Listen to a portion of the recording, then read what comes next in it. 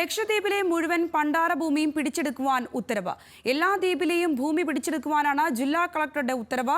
പണ്ടാര ഭൂമി സർക്കാരിൻ്റെതാണെന്ന് കാണിച്ചുകൊണ്ടാണ് നിർദ്ദേശം. പണ്ടാര ഭൂമി ഏറ്റെടുക്കുമ്പോൾ നഷ്ടപരിഹാരം നൽകില്ലെന്നും ഉത്തരവിൽ വ്യക്തമാക്കുന്നുണ്ട്. ദ്വീപുവാസികൾ കാലങ്ങളായി കൈവശം വെച്ചിരിക്കുന്ന ഭൂമിയും പണ്ടാര ഭൂമിയായി രേഖപ്പെടുത്തിയിട്ടുണ്ട്. ഇത്തരം സ്ഥലത്ത് നിരവധി വീടുകളുമുണ്ട്. കഴിഞ്ഞ ദിവസം ആൾതാമസമില്ലാത്ത ദ്വീപിലെ ഭൂമി പിടിച്ചെടുക്കുവാൻ ഉത്തരവിട്ടിരുന്നു. വിവരങ്ങളുമായി ഷബ്ന സിയാദ് ചേരുന്നുണ്ട്. ഷബ്ന, നിരവധി ദ്വീപിലെ നിവാസികളെ ബാധിക്കുന്ന ഒരു പ്രശ്നമാണോ ഇത്? ഈ ഒരു സാഹചര്യത്തിൽ ദ്വീപ് നിവാസികളുടെ പ്രതികരണം എത്രത്തോളമാണ്? സംഗീത, ഈ ലക്ഷദ്വീപിലെ ഭൂമി രണ്ട് രീതിയിലാണ്. ഒന്ന് പണ്ടാരം ഭൂമി, അതുപോലെ മറ്റൊന്ന് ജന്മം ഭൂമി. അങ്ങനെയാണ് ലക്ഷദ്വീപിലെ ഭൂമി തിരിച്ചിട്ടുള്ളത്. ഇപ്പോൾ ലക്ഷദ്വീപ് കളക്ടർ ഈ ഭൂമിയുമായി ബന്ധപ്പെട്ട് ഉത്തരവിറക്കിയിട്ടുള്ളത് പണ്ടാരം ഭൂമി പിടിച്ചെടുക്കണം എന്നൊരു ആവശ്യം ഉന്നയിച്ചാണ്.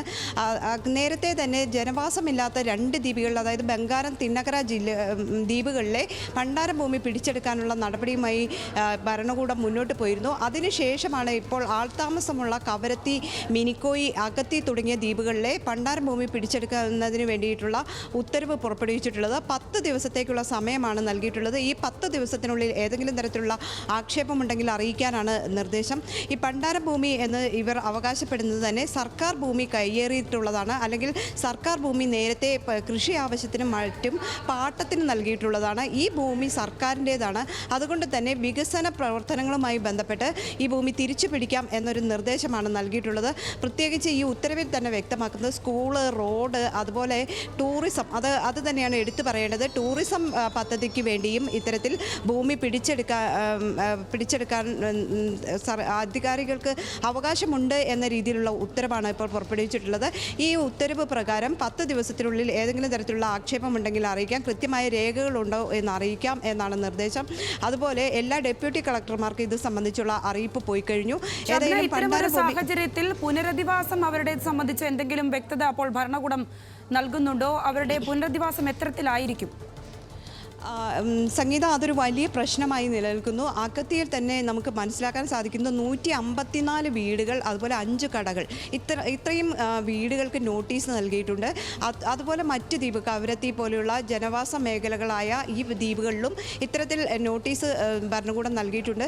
നിരവധി വീടുകൾ പൊളിച്ചു മാറ്റേണ്ട, അല്ലെങ്കിൽ സർക്കാർ ഏറ്റെടുക്കേണ്ട ഒരു അവസ്ഥയിലേക്ക് പോകും. പക്ഷേ അതിൽ കൃത്യമായി ഈ ഉത്തരവിൽ പറയുന്നത് നഷ്ടപരിഹാരം നൽകില്ല എന്ന് തന്നെയാണ്. ഈ കാലങ്ങളായി ഇവിടെ വീട് വെച്ച് താമസിക്കുന്ന ഈ ആളുകളെ സംബന്ധിച്ച് അത് വലിയ പ്രതിസന്ധിയിലേക്ക് പോകും. നിലവിൽ കേരള ഹൈക്കോടതിയിൽ ഇത് സംബന്ധിച്ച കേസുണ്ട്. ഏതായാലും ലക്ഷദ്വീപിലെ ജനങ്ങൾ ഒരുമിച്ച് തന്നെ ഇത് നിയമപരമായി നേരിടും എന്ന് തന്നെയാണ് നമുക്ക് അറിയാൻ സാധിക്കുന്നത്. പ്രത്യേകിച്ച് ഹൈക്കോടതി ഇത് ചോദ്യം ചെയ്യും എന്ന രീതിയിലാണ് ജനങ്ങൾ അവിടെ ഉള്ളത്. ഏതായാലും വരും ദിവസങ്ങളിൽ ലക്ഷദ്വീപിലെ ജനങ്ങളുമായി ബന്ധപ്പെട്ട് വലിയൊരു പ്രശ്നത്തിലേക്കാണ് ഈ ഭൂമി പ്രശ്നം പോകുന്നത്. ഈ പണ്ടാരം ഭൂമിയിലെ എല്ലാ നിർമ്മാണങ്ങളും പൊളിച്ചു മാറ്റണം, അല്ലെങ്കിൽ അത് റോഡ് വികസനം, അതുപോലെ സ്കൂൾ വികസനം, സ്കൂളുകൾ, ആശുപത്രികൾ തുടങ്ങിയ വികസന പ്രവർത്തനങ്ങൾക്ക് വേണ്ടി ഈ ഭൂമി ഉപയോഗിക്കണം എന്നൊരു നിലപാടിലേക്ക് ഇവർ വരുന്നു. അതോടൊപ്പം തന്നെ എടുത്തു പറയേണ്ടത് ടൂറിസം വികസനവും ഫോക്കസ് ചെയ്യുന്നുണ്ട് ഭരണകൂടം. പ്രത്യേകിച്ച് ഒരു ഗുജറാത്ത് കേന്ദ്രമായ ഒരു കമ്പനിക്ക് വേണ്ടി ഈ ബംഗാരം ദ്വീപിലെ ഭൂമി ഏറ്റെടുക്കുന്നതുമായി ബന്ധപ്പെട്ടിട്ടുള്ള നീക്കങ്ങൾ നടക്കുന്നുണ്ട്. ആ രീതിയിൽ നീക്കങ്ങൾ നടക്കുന്നതിനിടെയാണ് ഇപ്പോൾ ജനവാസ മേഖലയിലും നോട്ടീസ് നൽകിയിട്ടുള്ളത്. ശരി ഷബ്ന, ലക്ഷദ്വീപിലെ മുഴുവൻ പണ്ടാര ഭൂമിയും 10 ദിവസത്തിനുള്ളിൽ പിടിച്ചെടുക്കുവാൻ ഉത്തരവിട്ടിരിക്കുന്നു. എല്ലാ ദ്വീപിലെയും ഭൂമി പിടിച്ചെടുക്കുവാനാണ് ജില്ലാ കളക്ടറുടെ ഉത്തരവ് നൽകിയിരിക്കുന്നത്. ഏറെ അനിശ്ചിതത്വം സൃഷ്ടിക്കാൻ പോകുന്ന ഒരു വാർത്തയെ സംബന്ധിച്ച വിശദാംശമാണ് ഷബ്ന സിയാദ് പങ്കുവച്ചത്.